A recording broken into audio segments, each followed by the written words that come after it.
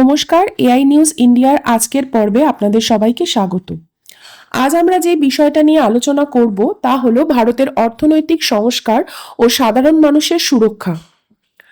দেখুন, ভারতের অর্থনৈতিক চাকা সচল রাখতে সাধারণ বিনিয়োগকারীদের স্বার্থ রক্ষায় সম্প্রতি কিছু গুরুত্বপূর্ণ প্রস্তাব উত্থাপন করা হয়েছে। এই প্রস্তাবগুলোর মূল লক্ষ্য হলো বিদেশি পুঁজির অস্থিরতা থেকে বাজারকে রক্ষা করা, কর ব্যবস্থার সংস্কার ও আধুনিক প্রযুক্তির মাধ্যমে বিনিয়োগকে সর্বস্তরের মানুষের কাছে পৌঁছে দেওয়া। প্রথমেই যে বিষয়টা নিয়ে আমরা আলোচনা করব সেটা হলো দেশি বিনিয়োগকারীদের সুরক্ষা ও কর সংস্কার। দেখুন, 2025 সালে বিনিয়োগ চিত্রের দিকে যদি আমরা তাকাই তাহলে দেখব বিদেশি প্রাতিষ্ঠানিক বিনিয়োগকারীরা প্রায় 1600 কোটি টাকা ভারতীয় বাজার থেকে তুলে নিয়েছে। এই অস্থিরতার সময় ঢাল হয়ে দাঁড়িয়েছেন দেশের সাধারণ মানুষ ও দেশি প্রাতিষ্ঠানিক বিনিয়োগকারীরা। তারা 4 লাখ কোটি টাকা বিনিয়োগ করে বাজারকে ধসের হাত থেকে কিন্তু রক্ষা করেছেন। তাই এই কর সংস্কার ও বিনিয়োগকারীদের সুরক্ষা নিশ্চিত করতে কিছু প্রস্তাব রাখা হয়েছে।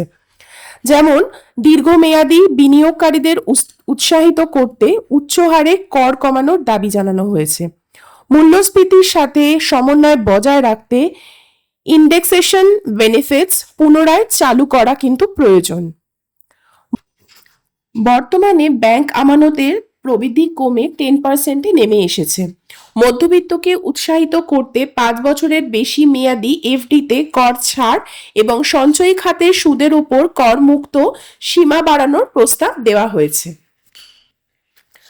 এরপর যে বিষয়টা নিয়ে আমরা আসবো সেটা হচ্ছে জিএসটি 2 এর সুফল। মানে জিএসটি 2 এর যে সুফল, মানে যে ভালো দিকটা, সেটা সাধারণ মানুষের কাছে কিভাবে পৌঁছাবে। সরকার জনস্বার্থে অনেক পণ্যের জিএসটি 18% থেকে কমিয়ে 5% করলেও তার ভালো দিকটা কিন্তু সাধারণ মানুষের পকেটে পৌঁছাচ্ছে না। অনেক বেসরকারি কোম্পানি ট্যাক্স কমালেও পণ্যের দাম কিন্তু কমায়নি, যার ফলে কোম্পানিগুলোর ট্যাক্স কমার সুবিধা নিজেরা ভোগ করছে এবং অতিরিক্ত মুনাফা যেটা পাচ্ছে সেটাও নিজেরাই ভোগ করছে। জিএসটি কমানোর সুবিধা যাতে সরকারি ক্রেতা পায় তার জন্য সরকারকে কঠোর আইনি পদক্ষেপ কিন্তু নিতে হবে, অন্যথা এটি সাধারণ মানুষের টাকা কোম্পানির পকেটে নামান্তর হবে। এবার যে বিষয়টা নিয়ে আমাদের আলোচনা ভীষণভাবে করা উচিত, মানে এবার যে বিষয়টার উপরে আমাদের জোর দেওয়া জরুরি সেটা হলো অ্যাসেট টোকেনাইজেশন বিল বা বিনিয়োগের গণতন্ত্রীকরণ। ইউপিআই যেমন লেনদেন ব্যবস্থায় বিপ্লব এনেছে, বিনিয়োগের ক্ষেত্রেও তেমন বৈপ্লবিক পরিবর্তন আনতে অ্যাসেট টোকেনাইজেশন বিল আনার প্রস্তাব দেওয়া হয়েছে। যেমন ব্লকচেন প্রযুক্তির ব্যবহারের মাধ্যমে বড় বড় যে রিয়েল এস্টেট কোম্পানিগুলো রয়েছে বা তাদের যে ইনফ্রাস্ট্রাকচার রয়েছে সেই প্রকল্পকে ছোট ছোট ডিজিটাল টোকেনে ভাগ করা হবে। অল্প পুঁজিতে বড় বিনিয়োগের ফলে একজন সাধারণ নাগরিকও মাত্র 500 বা 1000 টাকা দিয়ে বড় প্রকল্পের অংশীদার হওয়ার সুযোগ কিন্তু পাবেন। আমরা যদি বিশ্ব মানচিত্রটা একবার দেখি তাহলে যুক্তরাষ্ট্র, সিঙ্গাপুর এবং ইউরোপীয় ইউনিয়নের মতো দেশগুলো ইতিমধ্যে এই প্রযুক্তি গ্রহণ করেছে। ভারত এই আইনি স্বীকৃতি দিলে বিপুল পরিমাণ বৈশ্বিক পুঁজি আমাদের কিন্তু দেশে আসবে। এবার আমরা দেখব যে এই যে অর্থনীতির সংস্কার হচ্ছে, এই অর্থনৈতিক সংস্কারের ফলে পশ্চিমবঙ্গের অর্থনীতিতে কতটা এর প্রভাব পড়ছে, বা বলা যেতে পারে পশ্চিমবঙ্গের অর্থনীতিতে এর কি যোগসূত্র হতে পারে। পশ্চিমবঙ্গের অর্থনীতিতে মধ্যবিত্তের সঞ্চয় এবং ক্ষুদ্র বিনিয়োগকারীদের সুরক্ষা, এই দুটো জিনিস কিন্তু ভীষণভাবে আমাদের একটা আলোচ্য বিষয়। বাংলার লক্ষ লক্ষ প্রবীণ নাগরিক এবং মধ্যবিত্ত পরিবার তাদের সঞ্চয়ের ফিক্সড ডিপোজিট বা এফডি এর উপরে কিন্তু নির্ভর করেন। 5 বছরের বেশি মেয়াদি এফডিতে করের ছাড় এবং সুদের উপরে করমুক্ত সীমা বাড়ালে পশ্চিমবঙ্গের সাধারণ মানুষের হাতে খরচা করার মতো বাড়তি টাকা বা ডিসপোজেবল ইনকাম থাকবে, যা রাজ্যের আভ্যন্তরীণ চাহিদা বৃদ্ধিতে কিন্তু সাহায্য করবে। আচ্ছা, এবার আমরা যখন দেখব যে কলকাতার মতো শহরগুলোতে রিয়েল এস্টেট ব্যবসায়ীদের চেয়েও বেশি লাভবান হবেন কিন্তু সাধারণ মানুষ, মানে যাদের পৈতৃক সম্পত্তি বা ফ্ল্যাট বিক্রি হবে সেই টাকা কিন্তু আবার তারা বিনিয়োগ করতে পারবেন। পশ্চিমবঙ্গের অর্থনীতিতে আরেকটা যে দিক আমরা দেখতে পাই সেটা হচ্ছে GST 2 এবং গ্রামীণ অর্থনীতি। জিএসটি কমানোর সুবিধা যদি কোম্পানিগুলোর সাধারণ মানুষকে দেয়, তবে কিন্তু বাংলার গ্রামীণ ও মানে যে শহরতলি এলাকাগুলো রয়েছে, নিত্য প্রয়োজনীয় জিনিসের দাম কমে যাবে। এতে কি হবে, সাধারণ মানুষের ক্রয় ক্ষমতা বাড়বে, যা জিএসটি সংগ্রহকে পরোক্ষভাবে কিন্তু শক্তিশালী করবে। পশ্চিমবঙ্গের মিষ্টি শিল্প, হস্তশিল্প বা চামড়া শিল্প, এই যে সমস্ত যে শিল্পগুলো রয়েছে, সেই শিল্পের খাতে জিএসটি সংস্কার সরাসরি কিন্তু প্রভাব পড়ে। পশ্চিমবঙ্গে রিয়েল এস্টেট এবং আইটি সেক্টরে অ্যাসেট টোকেনাইজেশন একটা কিন্তু নতুন দিগন্ত খুলে দিতে পারে।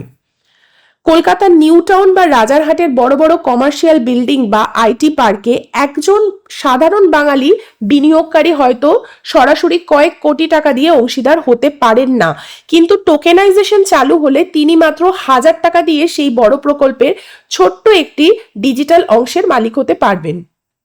বর্তমানে আইটি এবং ফিনটেক হাব হিসেবে নিজেকে প্রতিষ্ঠিত করছে কিন্তু এই টেক হাব। ব্লকচেন প্রযুক্তির আইনি স্বীকৃতি পেলে কলকাতার তরুণ সফটওয়্যার ডেভেলপার এবং স্টার্টআপগুলোর জন্য বিপুল কর্মসংস্থানের কিন্তু সুযোগ তৈরি হবে। এবার আমরা পশ্চিমবঙ্গের অর্থনীতিতে বিদেশি পুঁজি বনাম স্থিতিশীলতা এই বিষয়টা নিয়ে যখন আলোচনা করব, তখন আমরা দেখব যে বিগত বছরগুলোতে বিদেশি বিনিয়োগের পাশাপাশি পশ্চিমবঙ্গ সরকার অভ্যন্তরীণ পুঁজি টানার ওপর জোর কিন্তু ভীষণভাবে দিচ্ছে। রাঘব চাড্ডার প্রস্তাব অনুযায়ী যদি দেশি বিনিয়োগকারীদের কর ছাড়ের মাধ্যমে উৎসাহ দেওয়া হয়, তবে বাংলার ক্ষুদ্র উদ্যোক্তারা শেয়ার বাজার থেকে বা মিউচুয়াল ফান্ডের মাধ্যমে সহজে মূলধন কিন্তু সংগ্রহ করতে পারবে।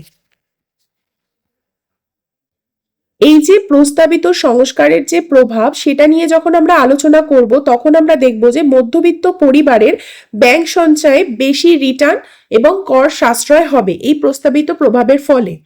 সাধারণ ক্রেতাদের ক্ষেত্রে জিএসটি কমানোর ফলে নিত্য পণ্যের সঠিক দাম কিন্তু পাবেন তারা। তরুণ প্রজন্মের ক্ষেত্রে কি হবে, টোকেনাইজেশনের মাধ্যমে আধুনিক বিনিয়োগ ও প্রযুক্তিতে কর্মসংস্থান, এইটা কিন্তু একটা দিক খুলে যাবে। আর রিয়েল এস্টেটের ক্ষেত্রে কি হবে, ছোট ছোট বিনিয়োগের মাধ্যমে বড় বড় প্রকল্পের দ্রুত বাস্তবায়ন হবে। সবশেষে আমরা একটা জিনিসই বলতে পারি যে রাঘব চাড্ডার উত্থাপিত এই অর্থনৈতিক সংস্কারগুলো কেবল তাত্ত্বিক প্রস্তাব কিন্তু নয়, বরং ভারত বর্তমান অস্থির বিশ্ববাজার পরিস্থিতির প্রেক্ষাপটে এক বাস্তবসম্মত রক্ষা কবচ। বিশেষ করে পশ্চিমবঙ্গের মতো রাজ্যে, যেখানে জনগণের বড় একটি অংশ মধ্যবিত্ত এবং যারা মূলত নিরাপদ সঞ্চয় ও ক্ষুদ্র বিনিয়োগের উপর নির্ভরশীল, সেখানে প্রস্তাবগুলোর গুরুত্ব কিন্তু অপরিসীম। ব্যাংক আমানতে কর ছাড় এবং ইন্ডেক্সেশন সুবিধা ফিরিয়ে আনা হলে বাংলার সাধারণ মানুষের আর্থিক নিরাপত্তা কিন্তু নিশ্চিত হবে। অন্যদিকে GST 2 এর মাধ্যমে কোম্পানিগুলোর একচেটিয়া মুনাফা রোধ করা কিন্তু সম্ভব হবে। তার ফলে কি হবে, নিত্যপণ্যের দাম কমবে, যার সরাসরি কিন্তু সুফল পাবে বাংলার গ্রাম এবং শহরের সাধারণ ক্রেতারা।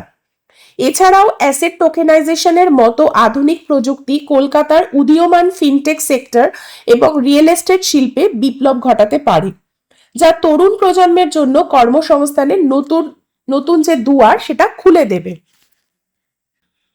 তাহলে সার্বিকভাবে এই সংস্কারগুলো বাস্তবায়িত হলে একদিকে যেমন ভারতের অর্থনীতি বিদেশি পুঁজির মুখাপেক্ষী না হয়ে স্বনির্ভর হবে, অন্যদিকে পশ্চিমবঙ্গের সাধারণ মানুষের ক্ষুদ্র সঞ্চয় ও বিনিয়োগও একটি আধুনিক, অন্তর্ভুক্তিমূলক এবং শক্তিশালী কাঠামো পাবে। ভারতের অর্থনৈতিক প্রবৃদ্ধির সুফল যাতে কেবল পুঁজিপতিদের হাতে না সীমাবদ্ধ থাকে, দেশের প্রতিটি নাগরিকের, বিশেষ করে বাংলার মেহনতি ও মধ্যবিত্ত মানুষের পকেটে পৌঁছায়, সেটাই হোক আজকের এই সংস্কারের মূল লক্ষ্য। আমি আমার আজকের পর্ব এখানেই সমাপ্ত করছি। খুব শীঘ্রই আমরা আরও গুরুত্বপূর্ণ বিষয় নিয়ে আলোচনাতে আসছি। ভালো থাকবেন, ভালো রাখবেন। ধন্যবাদ। জয় হিন্দ।